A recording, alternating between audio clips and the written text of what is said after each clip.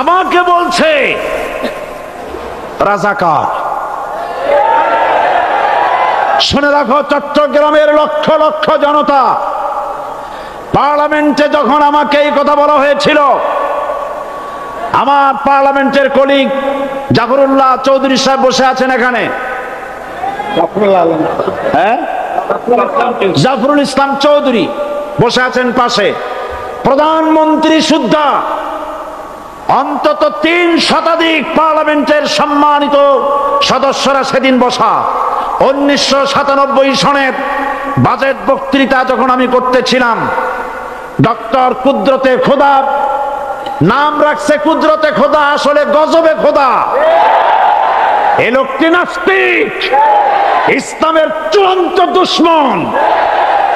তার প্রণীত শিক্ষা ব্যবস্থার যখন সমালোচনা করছিলাম, ট্রেজারি বেঞ্চ থেকে আমাকে বলা হলো রাজাকার। আমি আমার সমস্ত শক্তি একত্রিত করে বলেছিলাম, শুধুমাত্র হিন্দুস্তানের রাজাকারেরাই আমাকে রাজাকার বলতে পারে। আমি বলেছিলাম 1973 সন পর্যন্ত আমি বাংলাদেশের কোন রাজনৈতিক দলের নেতা এবং কর্মী ছিলাম না। আমি রাজাকার নই। আমাকে রাজাকার বলে যদি তাকেও প্রমাণ করতে না পারে, 10 কোটি টাকার মানহানি মামলা দায়ের করব।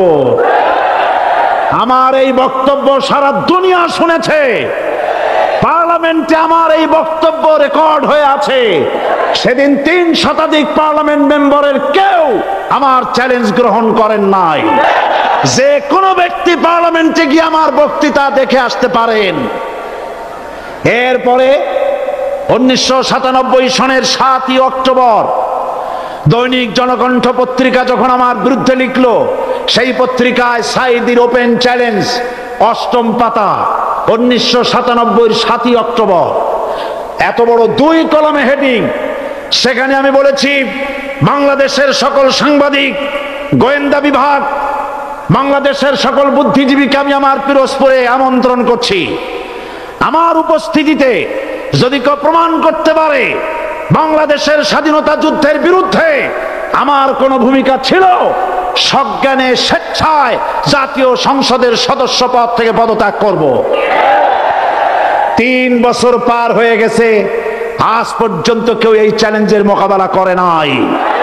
সুতরাং আমাকে যারা রাজাকার বলবে, তারা পিতৃ পরিচয়হীন অবৈধ সন্তান। 1971 সনের, শোনো মুসলমানেরা, 1971 সনের কোন কাদা সাইদির গায়ে লাগে নাই। আমাকে রাজাকার বলে জনগণ থেকে বিচ্ছিন্ন করবা, জনগণ থেকে আমারে বিচ্ছিন্ন করা যাবে না। কারণ এই জনগণ আমার জন্য আসে না, এই জনগণ আসে আল্লাহর কোরআনের জন্য।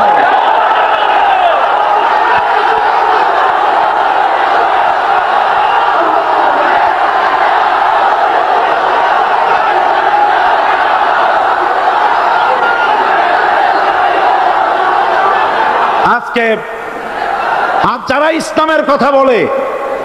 ইসলামের কথা বলে, তারাই রাজাকার, তারাই মৌলবাদী। মৌলবাদী বললে আমরা অসন্তুষ্ট হই না, কারণ মৌলবাদী শব্দটা আসছে মূল থেকে। মৌল শব্দ এসেছে মূল থেকে। মূলবাদী তার মানে যারা মূলে আছে। মূল হলো কোরআন, মূল হলো হাদিস, মূল হলেন আল্লাহ, মূল হলেন আল্লাহ রসুল। আমরা আছি মূলে। এখন বলেন তো, মূলের শক্তি বেশি না আগার শক্তি বেশি? আমাদের যারা মৌলবাদী বলে, ওরা হলো আগাবাদী। মূলে আছে কত কোটি? 12 কোটি। মূলে আছে কত কোটি? আর আমাদের যারা মৌলবাদী বলে, ওই থাকো গাছের আগায়, আমরা মূলে। লাফালাফি বেশি করবা না, 12 কোটিতে গাছের গোড়া আসতে নানা দেবে, মামু বাড়ি দিল্লি গিয়ে পড়বা, বাংলার জমিনে জায়গা হবে না। এ কথা বিশ্বাস করো। বাংলাদেশের মুসলমানদের শরীরে 1 বিন্দু রক্ত থাকতে শয়তানের তৈরি করা ধর্ম নিরপেক্ষ মতবাদ বাংলার জমিনে কায়েম হতে দেওয়া হবে না, হবে না।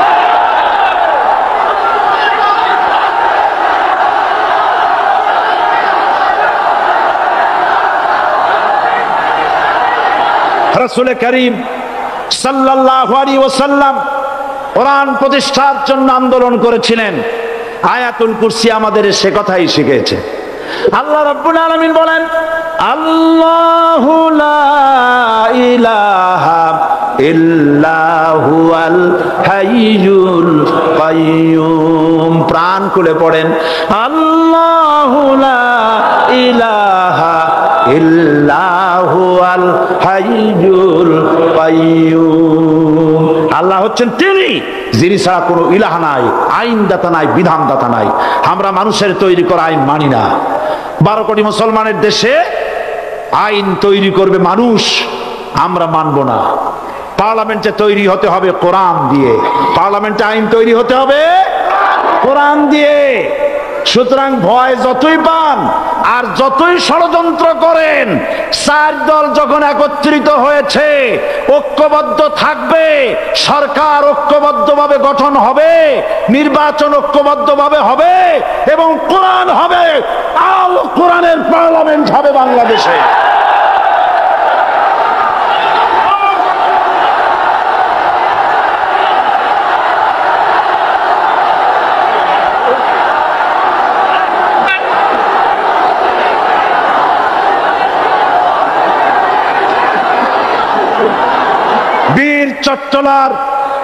বীর চট্টলার মুসলমানেরা, বীর চট্টলার মুসলমানেরা, স্বাধীনতার ঘোষণা এই চট্টগ্রাম থেকে স্বাধীনতার মহান ঘোষক প্রেসিডেন্ট জিয়াউর রহমান সাহেব দিয়েছিলেন। এই চট্টগ্রাম থেকেই ইসলামী রাষ্ট্রের ঘোষণা হবে।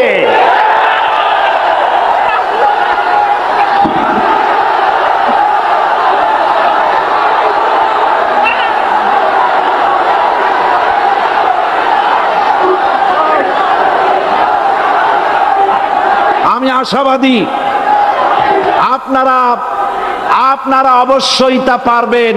আমি 100% বিশ্বাস করি ইনশাআল্লাহ। কারণ যে ষড়যন্ত্রের মোকাবেলা করে স্থানীয় রাজনৈতিক দলের নেতৃবৃন্দ কোরআনের মাহফিল সিনায় এনেছেন, আমি প্রথম দিনই বলেছি চট্টগ্রাম তাফসিরুল কোরআন মাহফিল কোন রাজনৈতিক দলের প্রতিনিধিত্ব করে না। এটা কোন জামাত শিবিরের একক সম্পদ নয়, এটা চট্টগ্রামের মুসলমানদের কলিজার টুকরা তাফসিরের মাহফিল। সুতরাং এই মাহফিল